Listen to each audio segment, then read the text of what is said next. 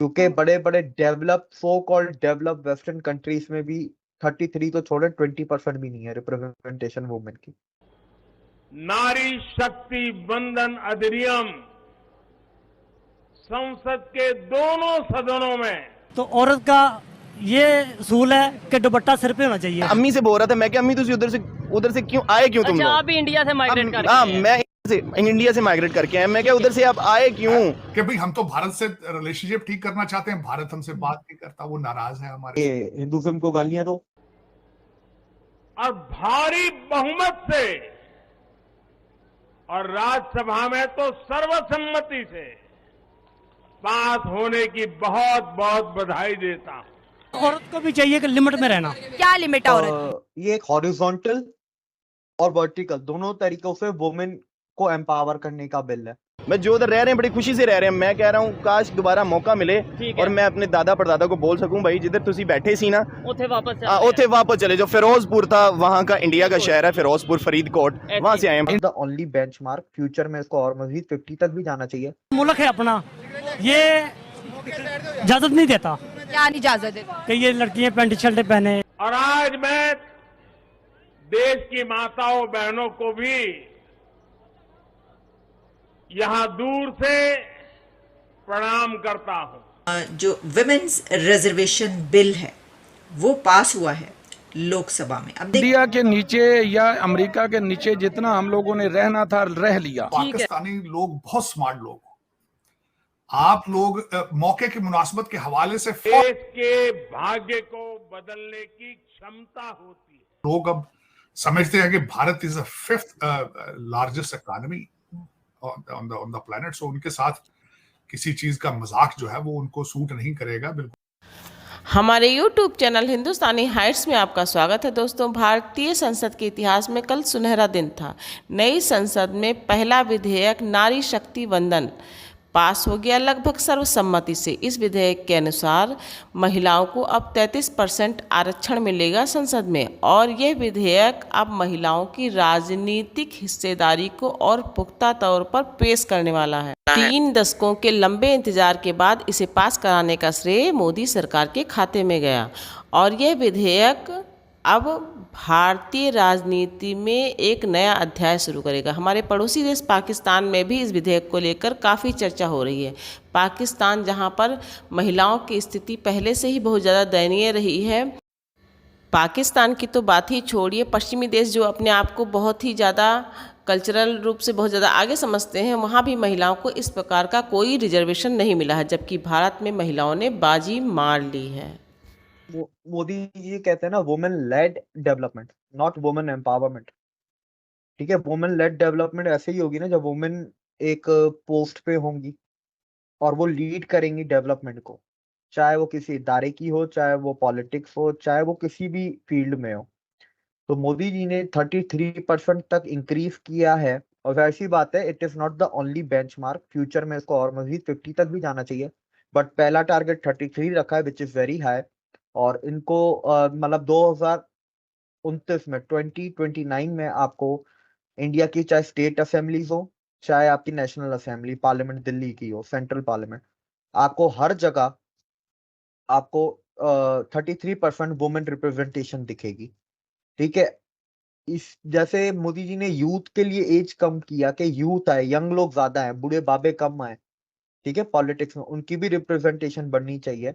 तो इसी तरह वुमेन की भी रिप्रेजेंटेशन बढ़नी चाहिए।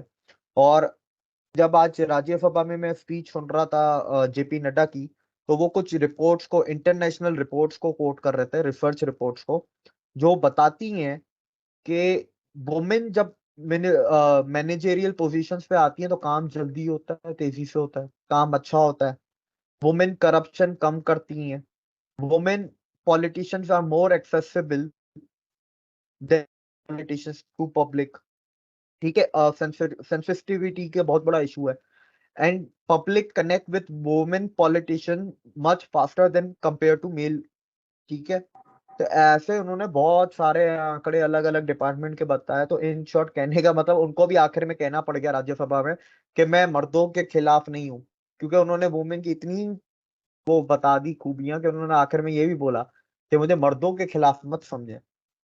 ठीक है, तो बात वो है ना कि जितना बढ़ता जाएगा, अब इंडिया में आप कैबिनेट देख लें, अभी भी सबसे ज्यादा अगर वुमेन कहीं पे हैं तो वो बीजेपी की है। लोकसभा में जितनी भी पार्टीज हैं, सबसे ज्यादा मिनिस्टर्स अगर फीमेल मिनिस्टर्स हैं वो भी बीजेपी में ही है। मिनिस्टर्स की बात कर रहा हूँ।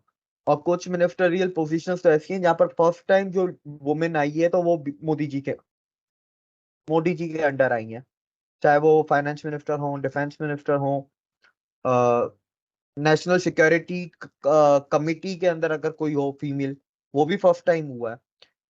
आर्मी की बात ले लें, एयरफोर्स नेवी की बात कर लें, उसमें भी इंक्रीजमेंट हुआ है। ऐसा नहीं है मैंने कहा ना women lead development on in all fields, ये सिर्फ पॉलिटिक्स तक नहीं है, लेकिन ये बिल पॉलिटिक्स का है। तो ये एक बहुत ही अच्छा प्रोग्रेसिव एंड आई ओपनिंग दुनिया के लिए ये रोल मॉडल बनेगा ये बिल, क्योंकि बड़े बड़े develop so called develop western countries में भी 33 तो छोड़े 20% भी नहीं है रिप्रेजेंटेशन वुमेन की। जो विमेन्स रिजर्वेशन बिल है वो पास हुआ है लोकसभा में। अब देखिए, खवातीन की तरक्की की या अपलिफ्ट करने की बात पूरी दुनिया में जहाँ पर भी हो वो बहुत ज़रूरी होती है।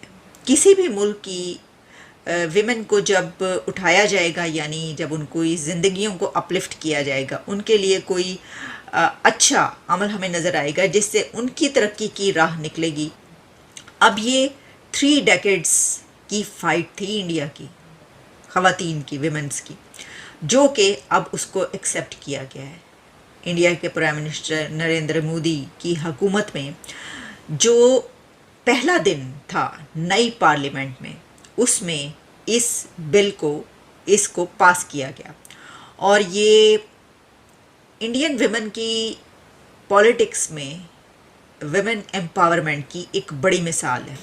इंडिया देखें, एक ऐसा कंट्री है कि जहाँ पर ऐसा नहीं है कि वहाँ की ख़वातीन को हकूक़ हासिल नहीं है, या वो हमने तो आपको पहले भी दिखाया है कि जो चंद्रयान 3 है उसमें जो ख़वातीन हैं, विमेन हैं वहाँ की, वहाँ के कितना बड़ा रोल है कि वो साइंटिस्ट ऐसी हैं, इतनी प्रोमिनेंट साइंटिस्ट हैं कि उन प्रोजेक्ट्स के पीछे जिनका रोल है सबसे ज़्यादा, जो उसको हेड कर रही थी, वो ख़वातीन थी। ये एक हॉरिजॉन्टल और वर्टिकल दोनों तरीकों से वुमेन को एम्पावर करने का बिल है। ठीक है, एक तरीका आपको बता दिया, तो दूसरा तरीका ये भी है कि 33% में हर समाज के लोग आगे, हर समाज की महिला को आगे आना चाहिए।